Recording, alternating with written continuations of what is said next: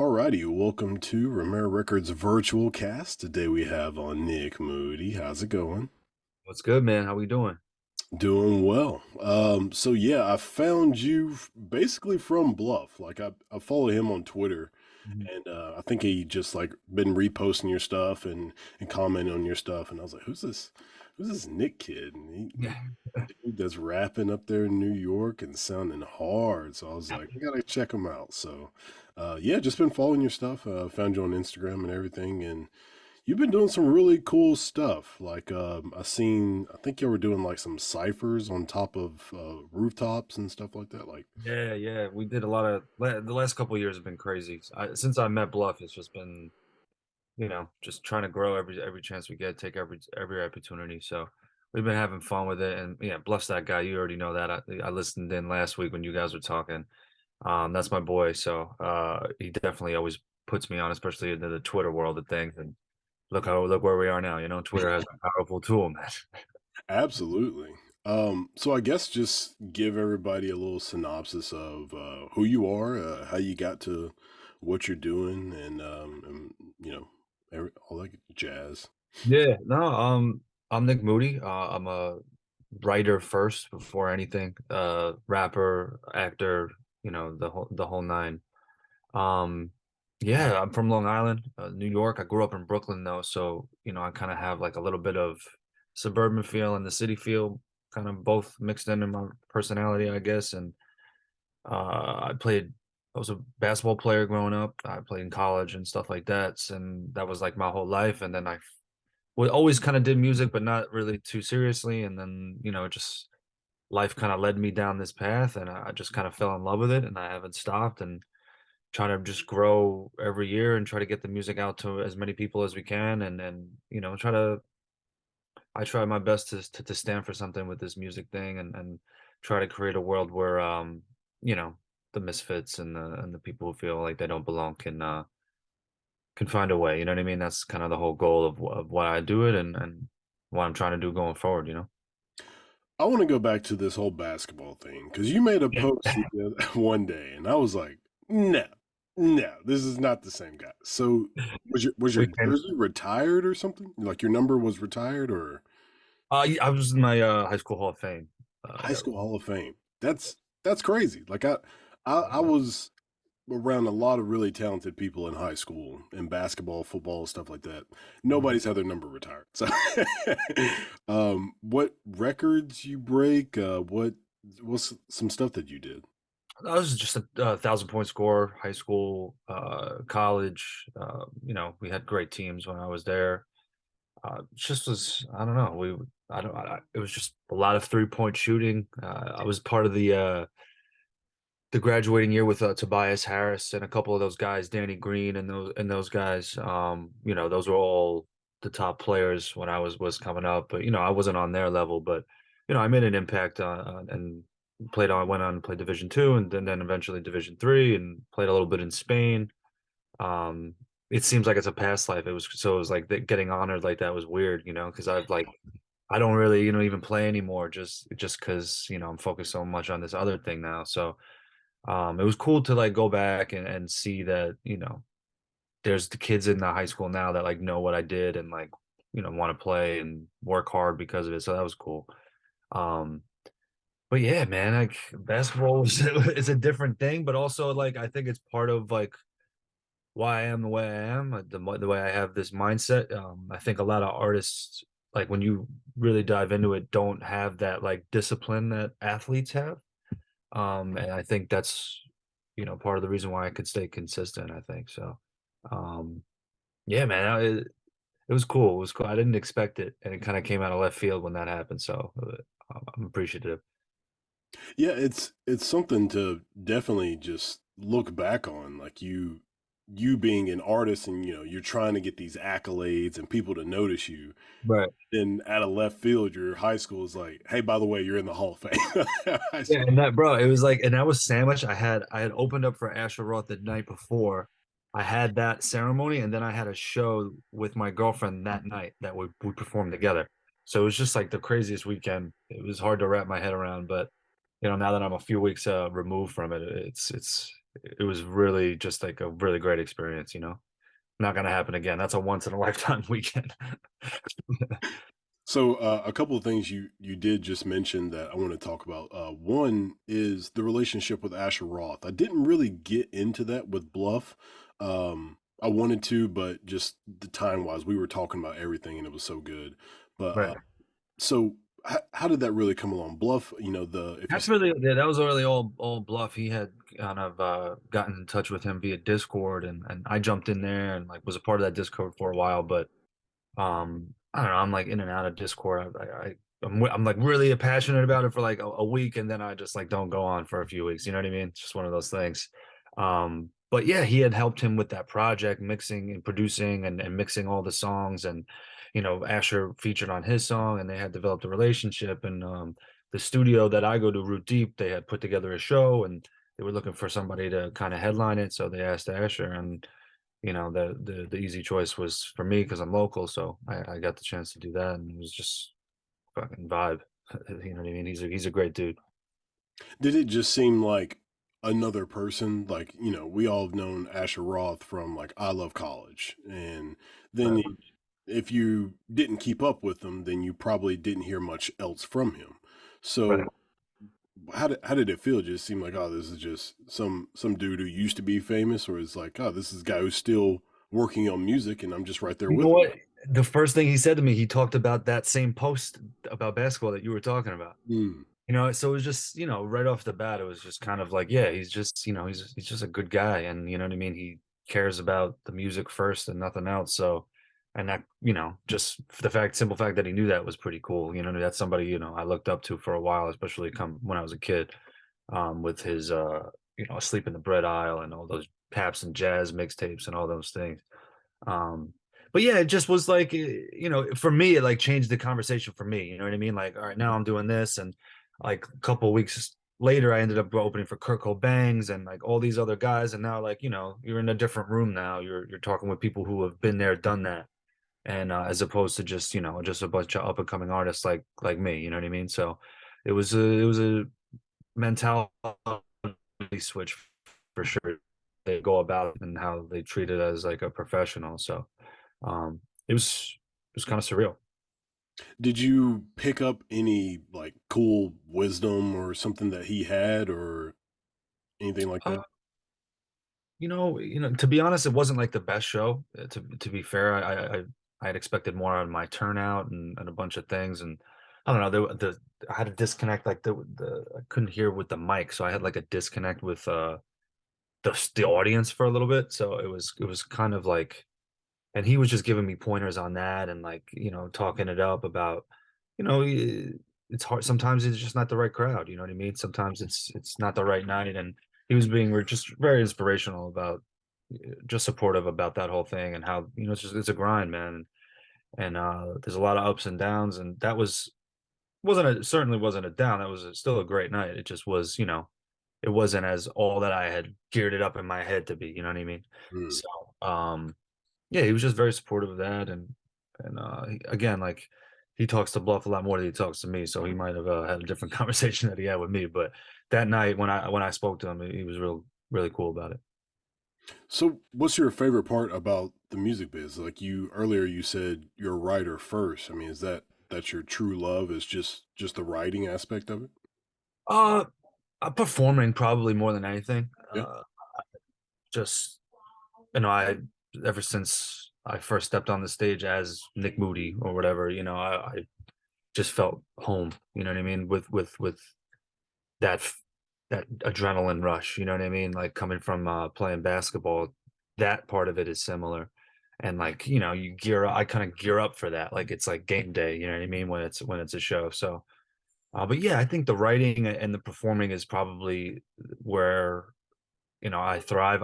Obviously, you know how ugly this music business can be. So, and I've definitely gone through that this year. You know what I mean? So many positive things, and then so many, negative things that along the way, and you take these L's and you keep moving. But um, like recently, like I just was super down about it, wasn't sure what I was going to do next, and all these things, and I took some time away, not even away, just like slowed down a little bit, and realized that.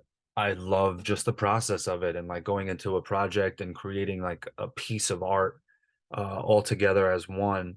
Um, I look at it like a writer would look at writing a novel when I go at an album. You know what I mean? Like from top to bottom, everything's got to be cohesive and everything, and that whole part of it, and like making the videos and making the aesthetic, and that's what I love about it. And then going and performing it. I think that's where my passion lies, at least. All that other stuff, the promoting and the marketing and whatever that could take it or leave it. But I'm trying to find ways to make it fun, you know what I mean? Make it creative and not feel like, look at me, listen to my song, you know what I mean? More as like, this is about what we all go through kind of thing. Like, you know what I mean? Yeah, and that's something that I talked to one of the artists that I've been working with and a good friend of mine, 416 DD. I was telling him like so he lives in Dallas and he came up to Memphis and we made some music together. And I was telling him, I was like, the fun is over. And he was like, what you mean? I was like, we recorded the music, I mixed it, I gave it to you. The Yeah. fun is over. Yeah. Now the rest is just marketing, promoting, getting people to find out about you. Like that's not fun. Like, It's not. I was like, you can have more fun because you can, do shows and stuff, but like my fun is over. Like I Right. made the music and I did all that for you. So, and he was like, dang, I see what you're talking about. Yeah, man, it's hard. It's like it's kind of soul crunching, you know what I mean? When you have to do these things, especially when you look at it for the like for the art of it. You know what I mean? If that's why you're in it, these Yeah. things feel like a task, a real task. But like again, like I said, there are ways to make it fun and like treat it like it's its own piece of art, figuring out how to market things, and that's just kind of what I'm trying to figure out now. You know what I mean? How to make that part of it fun. Because like you said, it's the job's over when the music is done. You know what I mean? But people yell at me all the time, like, why are you not promoting your album more? You know what I mean? It's only been out for a few months. Like, you have to promote it for years after it. I'm like, what? Like, I want to go on to the next, I want to go on to the next thing already. Like, I'm done with this shit. I want to do the next one. And they're like, yeah, but also you gotta promote the last one. All right. You know what I mean? So that's kind of where becomes a job if you're serious about it. But as long as the other stuff is fun, then we're good. Yeah, that's something that I try to tell artists is like when you like after you have put the music out, that's when it's time to really promote it because a lot of people like to be like, "Oh, I'm dropping this song in a week, check it out." Like that's cool and all, but you're not giving the audience anything to do because all they can do is, I don't know, they can use a pre-save or something like that. But that's it. They can't actually listen to the music. They can't actually share it with anybody. Right. Right. So once the music is actually out, that's when it's time to go do. You can tell people, you give them a call to action. Right. And I think I saw somewhere that somebody was like, you put all this time into writing a deep song and like figuring out the best way to produce it and bring guitars, instruments in and all these things, and then you just post a song and you say out now. It's like, why the hell would anybody, you know what I mean? Like, you got to put the same effort into like making it intriguing that people would care. You know what I mean? And you think about just the way I go through like Twitter or Instagram and I'm scrolling down, I wouldn't listen to some random person that I didn't know if they said out now, right? I would have to be something that was engaging. So yeah, it really all just depends on how you look at it. Yeah, and we have to realize like people love stories. They love to find out something. They want to get some information about something. So if you have a story related to the music, like always heard instead of saying out now, you could say if you've really been going through a hard time with your parents, this song is for you. Or if Right. you really you lost a loved one or something like that, this song is for you. Like those having a story or a background to your music, that's how you're going to really engage people. Right. And that's PR 101 that they would say, right? And that's exactly kind of where I'm at. You know what I mean? Because my last project, I put out, it was like kind of a lot of vibes. And I wanted it to be that way. I wanted it to be just a stream of kind of consciousness, the ups, the downs, the dark, the light. I wanted it to be all of that. But somebody said to me, they were like, okay, I'm looking at your page, and I'm like, why am I listening to you? You know, why you? Why you? Why? And they engraved it in my brain, and like I got down about it because I couldn't answer it. You know what I mean? So that's kind of where that story comes in. Like, why do you want to listen to it? Why do you care? That's it's hard to really put into words when you it's about you, you know what I mean? But it's essential if you want people to actually care. So I'm with you 100%. Story is underrated even. Nowadays people put out a trailer, it'll do better than the video itself. So it's, you know, the trailer, I don't know. I guess it's just how to communicate that story in a creative way. It's easier said than done.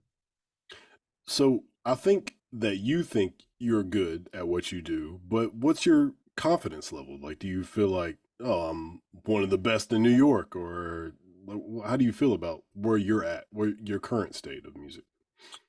I really like what I'm working on right now. I think I've found a place that's me a little bit more. I think um, I love ciphers. I love rapping to rap. That's just New York in itself. So I would never count myself out in one of those situations. I love rapping. I've studied it. I grew up with it in Canarsie. You know what I mean? It's always been a part of my life, even if I wasn't doing it. So but I'm confident about where I'm going in the future because I think I understand where I went wrong this year. As positive, and I did a tour in London, and I went to Finland this year. All these things, and it's you add it up, you see the different audiences, how audiences react to different songs, like the feedback you got from what songs on the album, and that was what it was for because I felt like I could make a lot of different types of music, like subgenres within hip hop, and I tend to lean to the darker, more introspective side of things when it comes to music because of my background in writing and I studied English literature. It's just like what that's where my passion lies. And when I'm on stage, even like there are songs that that people love on the album that I perform. They're not really like, I don't really feel like doing that one tonight. And I'm like, why? Why is it that one that I don't want to do and I want to do this one?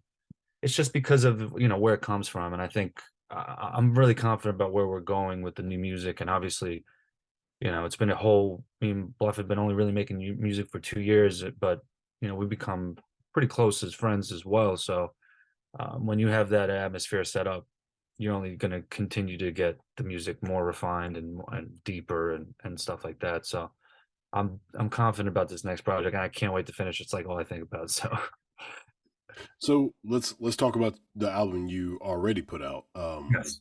What's you say it's got some ups, some downs. Like what do you feel like is your specialty? Do you just genuinely like party music, or do you genuinely like just spitting bars and giving people information? Like, so what's your favorite thing to do? Definitely not party music. I don't really think I'm.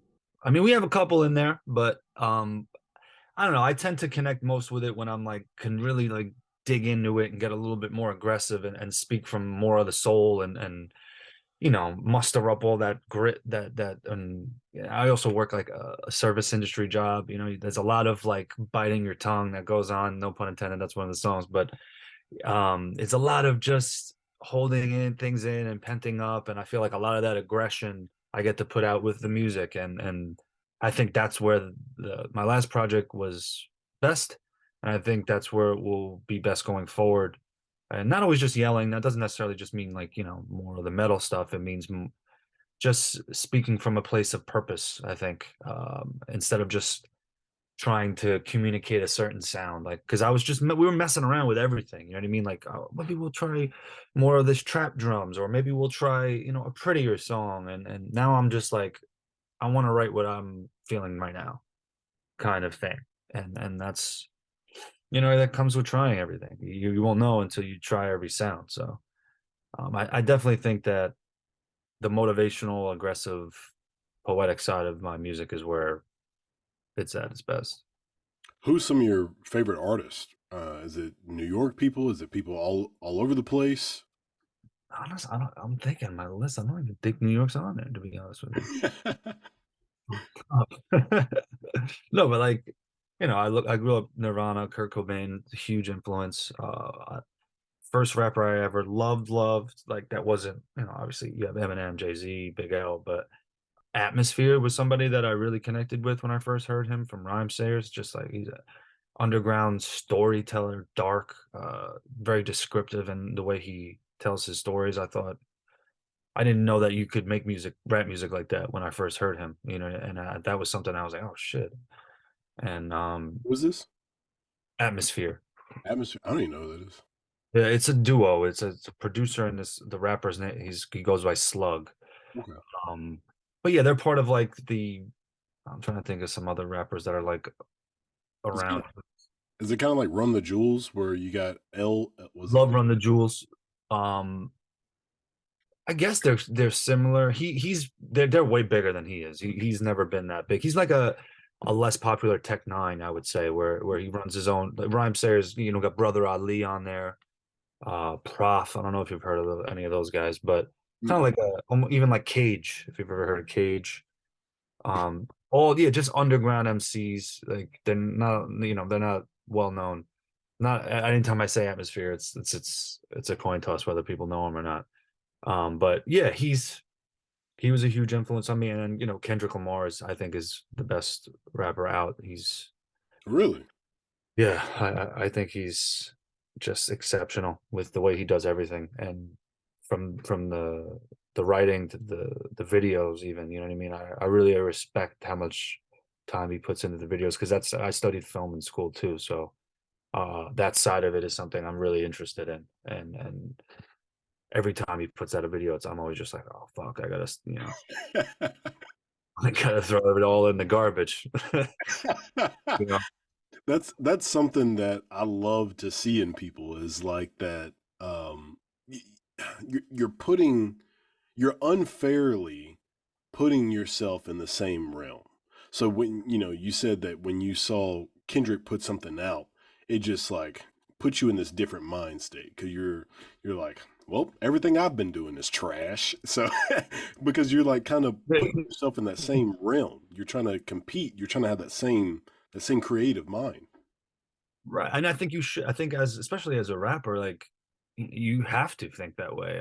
I don't know how you would take it seriously if you didn't.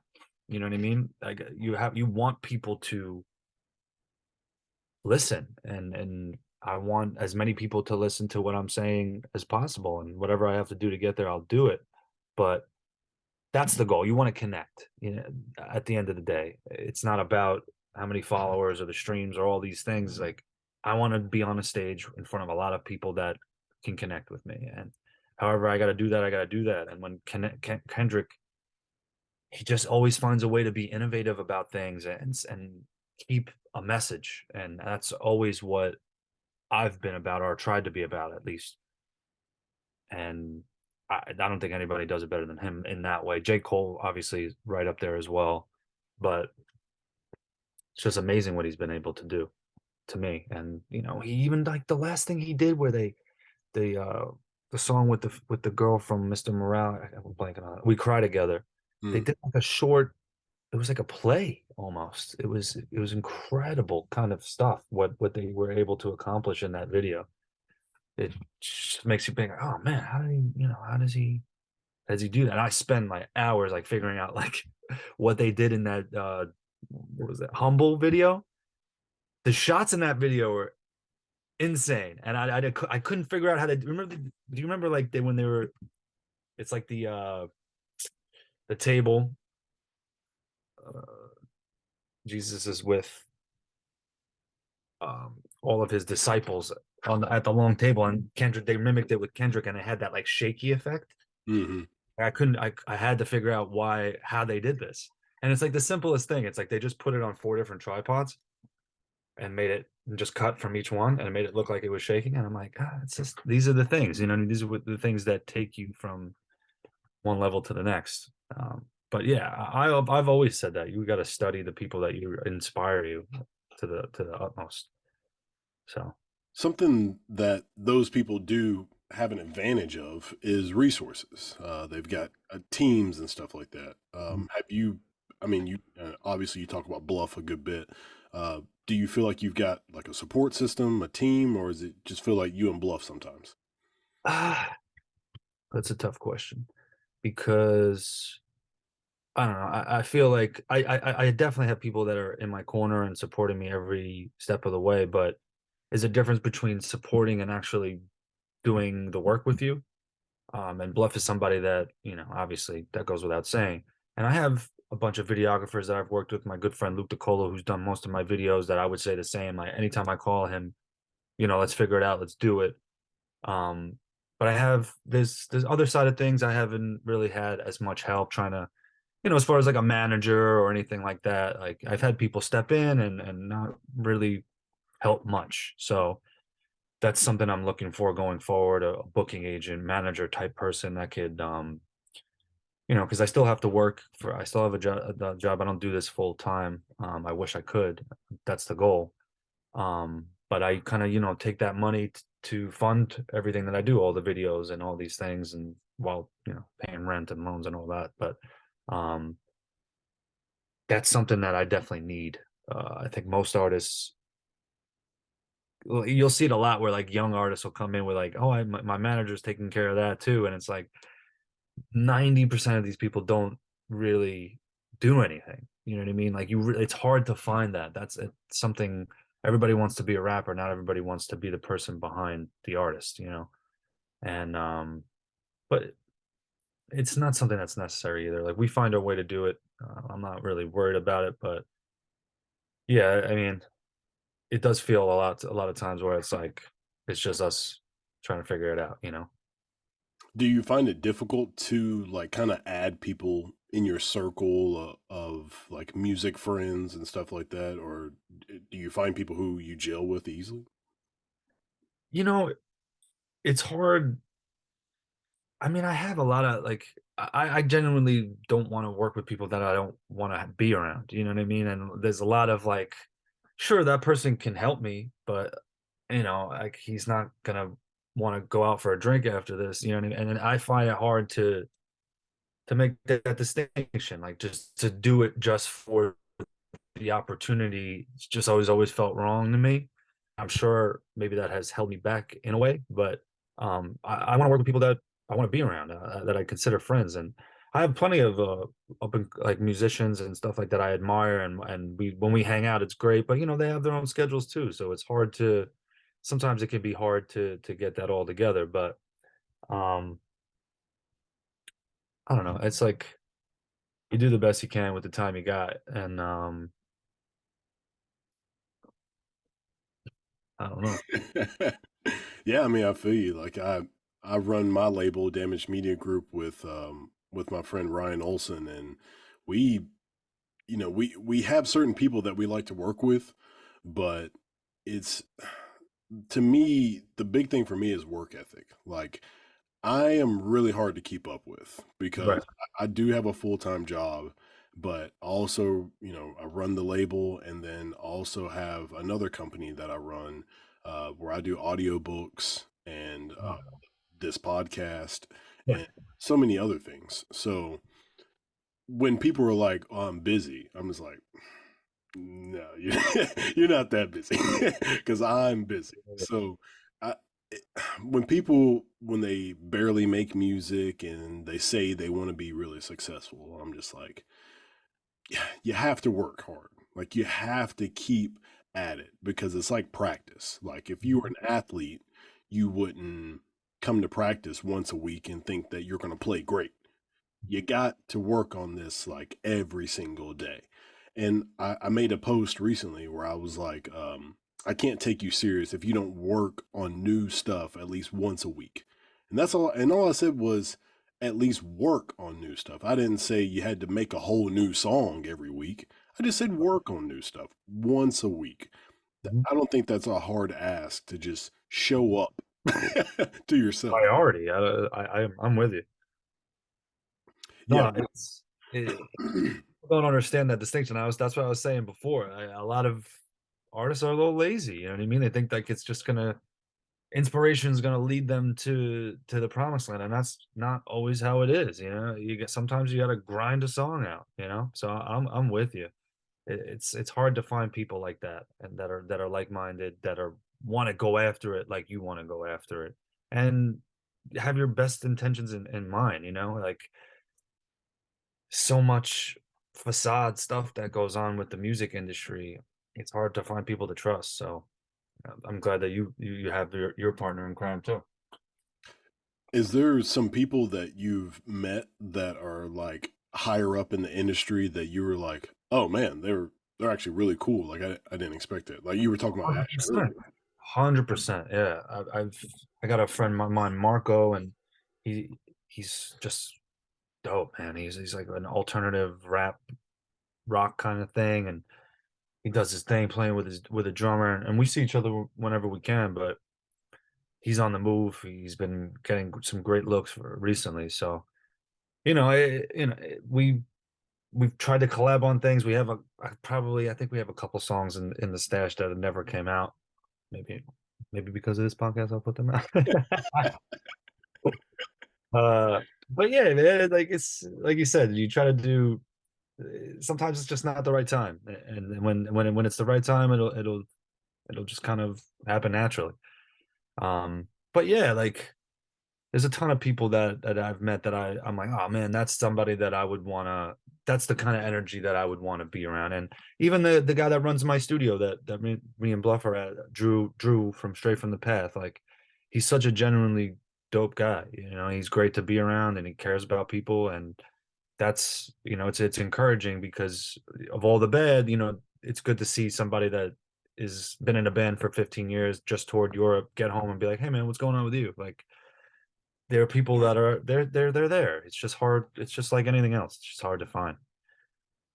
Yeah, I mean, that type of connection that you can build with people, it's something that you really want to keep it going just because like it can be number one hard to find people to trust and then number two people to rely on. Like if you want to have those people where hey, if I give you a task, you can complete it. And I don't have to be over your shoulder checking in to make sure that you're going to do it. Like I just want to be able to like, hey, do this. Even if it's like you needed a verse from somebody. Like you had an album, you had 12 songs on an album and you knew you wanted like so many features and you were like, "Hey man, I need a feature from you." And like 2 months goes by and they still ain't give you that feature and you're like, "All right." It's hard to take the person seriously and it's like, I don't know if you care about this stuff the same way I care. Yeah, it's funny you mentioned that because I tweeted about that the other day with the feature verse thing. Because it's like, just say no. I don't understand. Like, why say yes and then not do it? I don't get it. That's so much more disrespectful. But on the other side of that, I've recently said no to something, and the person got mad at me. So I'm like, all right, well now we can't win. But Why were they yeah, mad? what? Were they just mad because you said no? Like, Yeah, I think they just were salty about the fact that I didn't want to be on the song. I didn't like it, but it's everything's not for everybody. Yeah, I don't know. But yeah, to your point, like not everybody has that drive, and not everybody has that work ethic, and everybody's on different schedules. It can be taxing, but that's why I think, like was saying before, like getting yourself into a routine, like you mentioned, to working on something once a week. you know I try to get into the studio once a week, no matter what. Maybe if nothing happens, nothing happens, or it's the best song ever made. But as long as if you try to write one song a week and you get it done 50% of the time, you're still looking at like 26 songs, hypothetically. yeah, yeah. That's enough to have an album and cut half of those songs. If you look at it that way, that's ultra productive. So, um, I don't know. It's hard to distinguish that, because that's not something that you could read off somebody right away. You're like, oh, everybody talks a big game at the show, but then that's the weeks coming after that you get to see whether people are really serious about it or not, and it's just going to come with time. You're going to just take some L's. That's what it is. So, what are some things that you like to? judge people by for the music, I guess, like thinking they're good, what makes a good rapper? Is it like your delivery, or what the substance? Like, what are some things that you like to look Ah, at? that's a good question because I will never like obviously we all have our opinions, but I try not to judge an artist until I see him live. In terms of like, the higher ups where a new artist comes out that's buzzing or whatever, like, oh, I hate this. And then you see him live and they could change your mind. Mm, And vice versa. There are plenty of artists like that. But when I'm looking at a new artist or somebody that I see on a stage, it's just like there's just a certain presence. When it comes to the live show, it's like a presence thing. mm, Some people can make music, they're studio musicians, and they can't really be on stage. That's not what they like to do or really belong up there, and that's fine too. But when it's a live thing, there's a presence, there's an energy about somebody that cares about it and are connected to the words they're saying too. I think that's a big thing because you'll see plenty of people with don't even write their songs that are on a stage trying to perform it, and you could tell like it's so obvious, like the words don't match the tongue kind of thing. It's like I don't know if you lived that. Um, um, but when it comes to like yeah, listening to a new project when it's in headphones or in the car, it's just originality, and that can come with anything. You see a lot of the same music and somebody then you'll hear somebody on the same beat and it'll just be fresh and new with the pockets they're hitting and you listen to like somebody like Smino, like who is like that guy, he's just completely incredible with the way he does things and then in the same breath but completely different. I mean they're going on tour together, but JID, mm, he's the same kind of world that Smino likes to put his music, but rapping his ass off, to the nines, wordy as hell, complicated metaphors. But I think they're in their own right. They both stand for something. They're pushing out something fresh and new. So that would be always what I'm looking for when I listen to anything, and that's what I try to do myself. Sometimes it's hard to do that when you're constantly on social media and constantly being influenced by so many things. It can be difficult to do that, but as artists, it's important to, I think, like make that distinction between and like copying. It's hard. It's a fine line, but I think when it's done right, it's refreshing.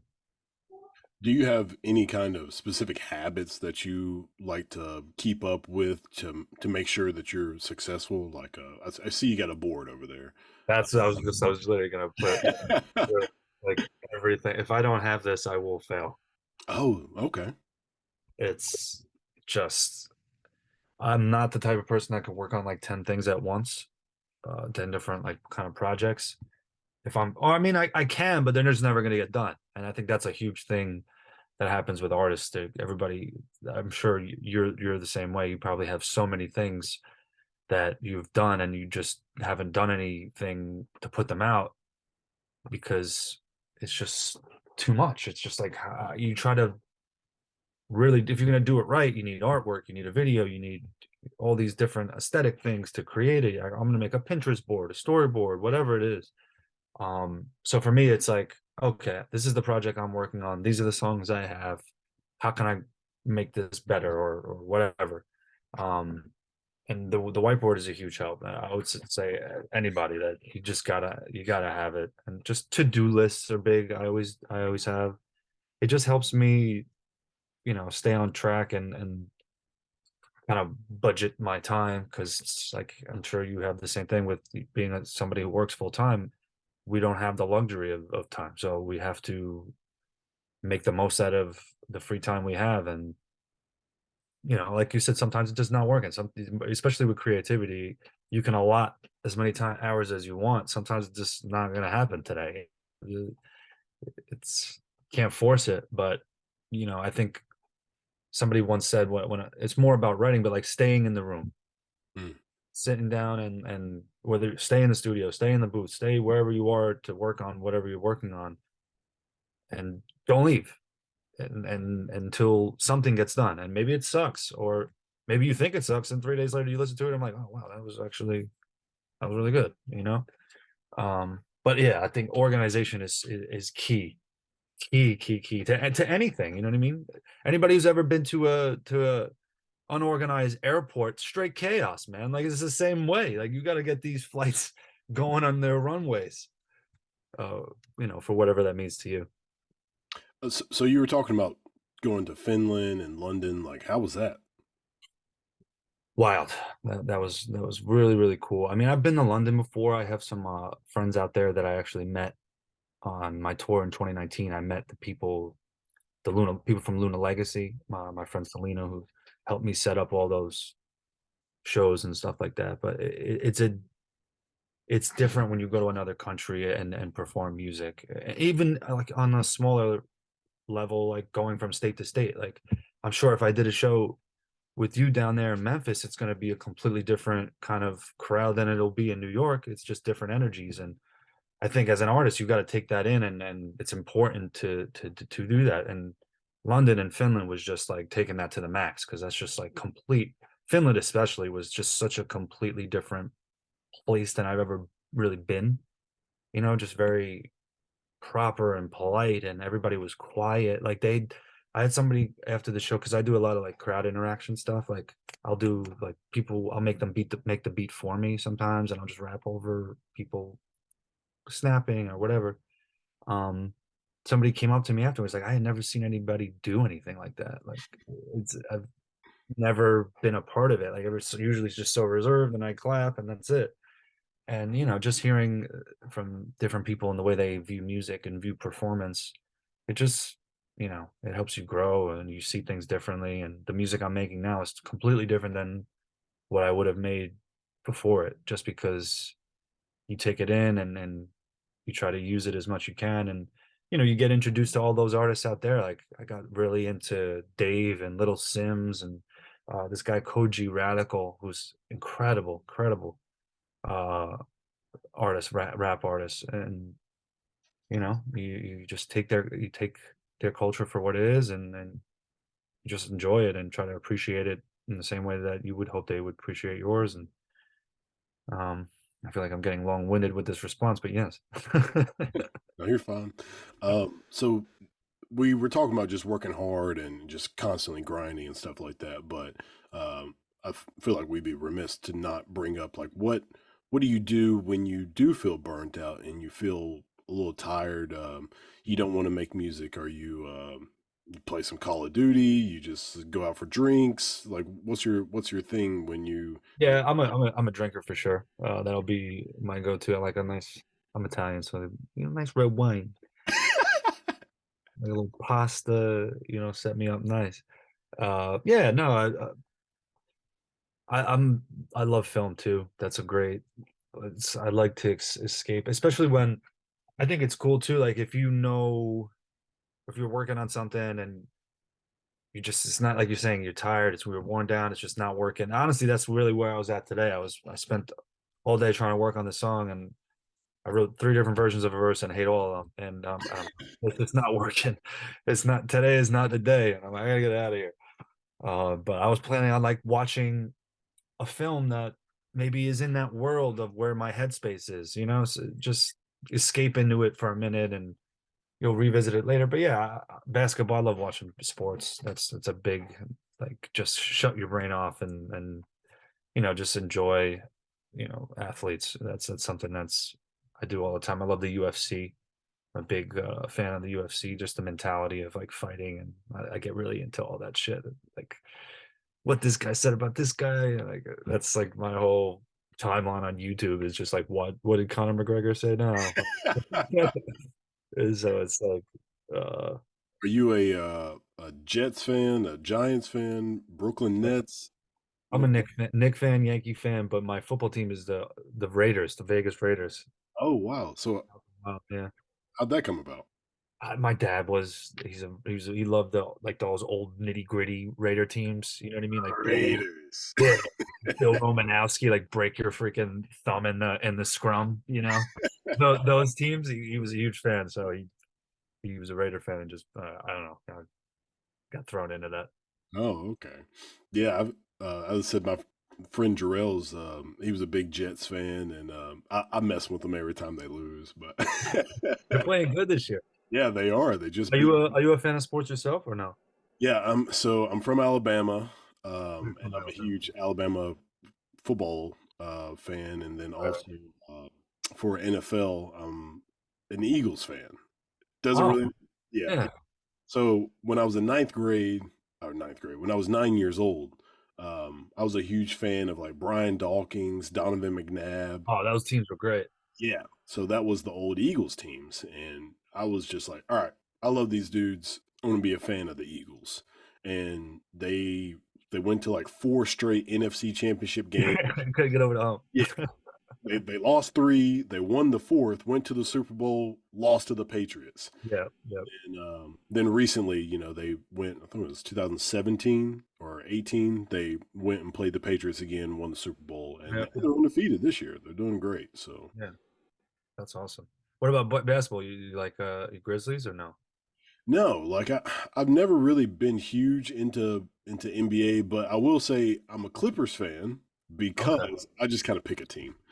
With the Clippers, I was a huge fan of Blake Griffin when he was with the Clippers. okay, okay, okay. Him and they had Chris Paul, That uh, was a nice team. JJ Redick. DeAndre Jordan. Like Yep. they had some great people on that team, and so I was like, all right, this is my team, whatever. So I just kind of picked a team, but yeah, I, even though they haven't been doing too great, like that's my team. You know what I mean? I'm just gonna No, I stick. feel you. I feel you. Yeah, yeah.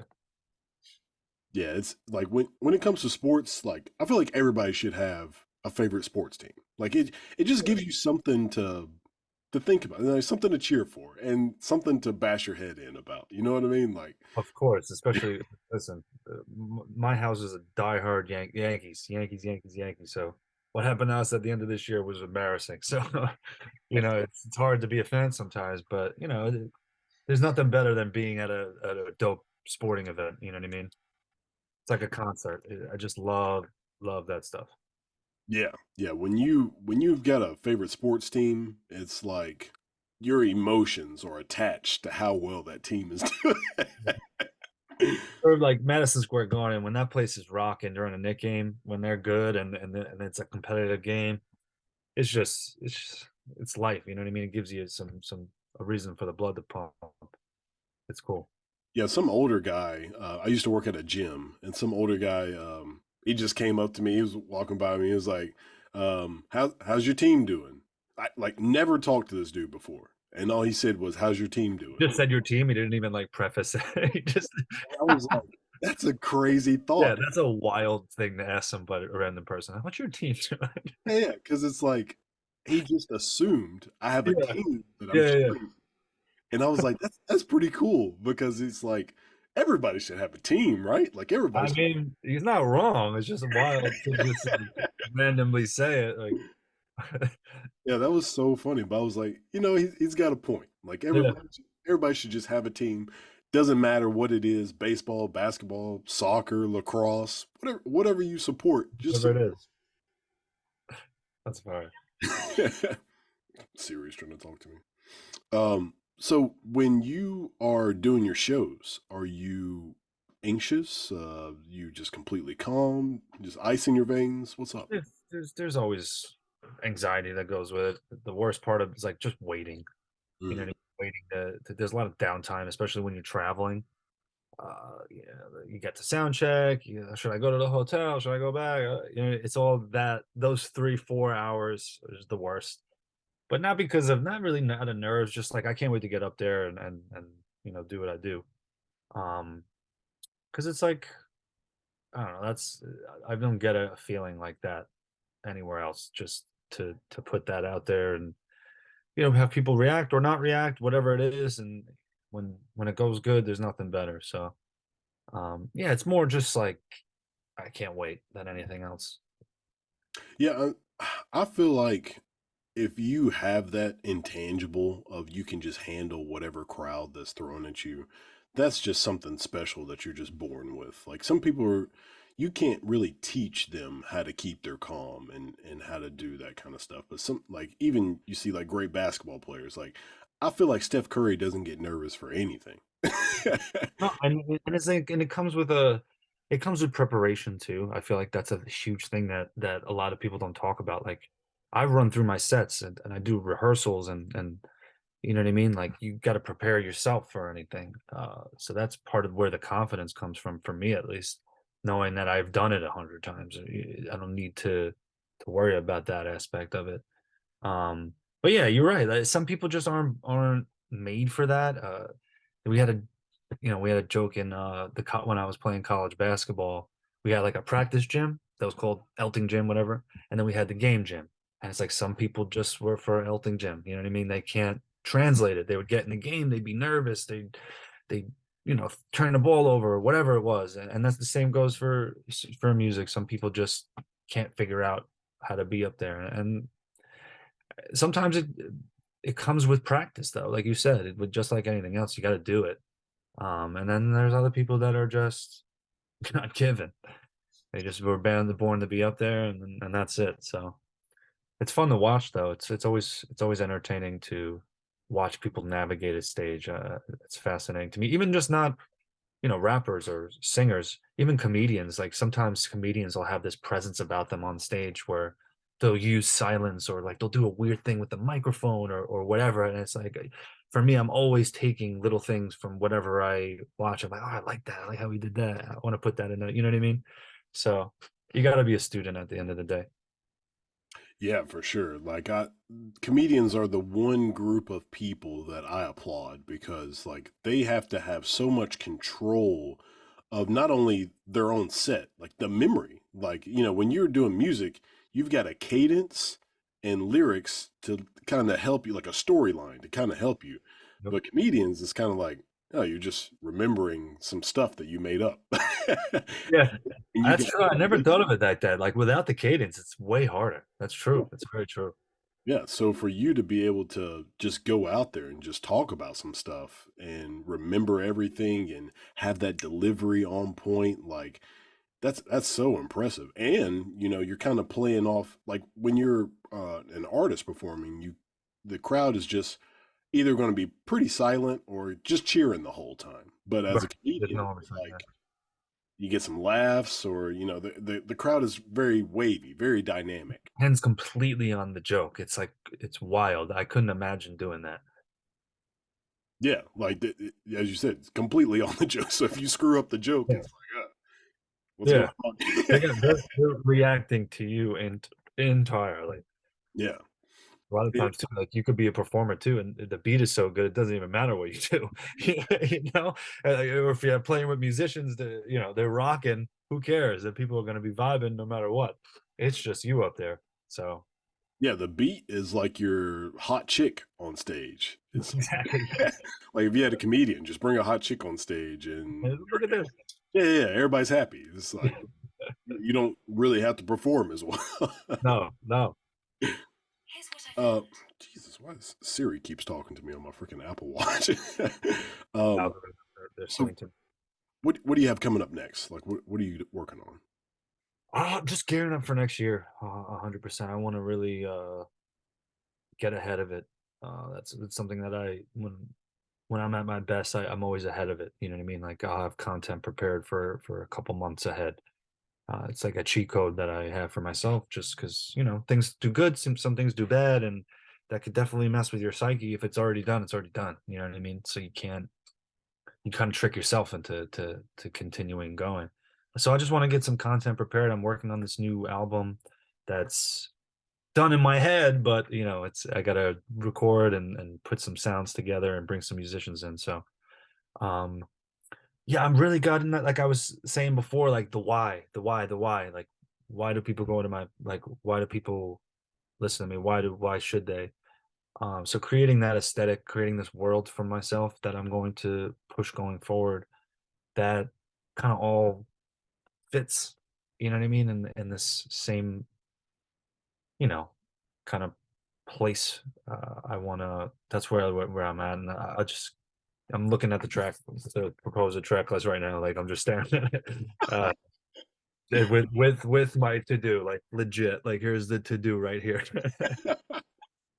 So yeah, I'm just focused on that, and just trying to enjoy myself a little bit. The holidays coming up, definitely want to take some time and be with family. And then that's at the end of the day, like you get so busy with these music things, going this show, going to that show, you miss some birthdays and things along the way. And I can only imagine what that's like when you get to the next level of this industry. So um, just enjoy and spending time with my girlfriend and just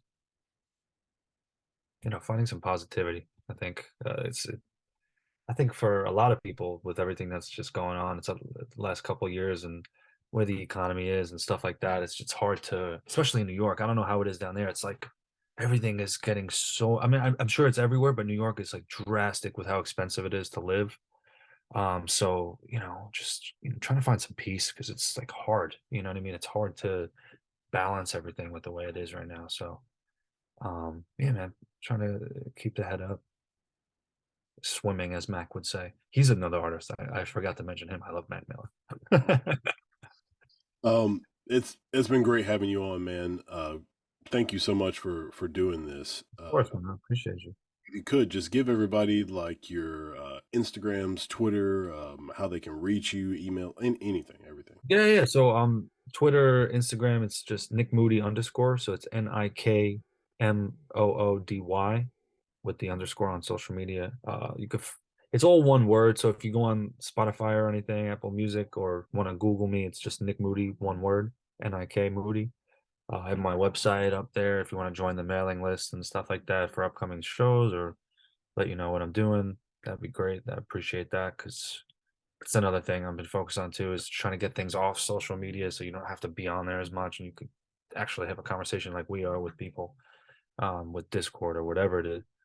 So yeah, I'm pumped for next year for sure because I'm really excited about what I'm doing next. I appreciate you having me on, man. This has been great. Um, the support you've shown too, so it's everything that's been going on. Appreciate it.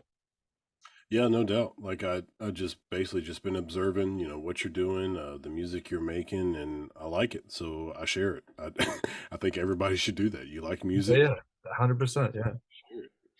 agreed.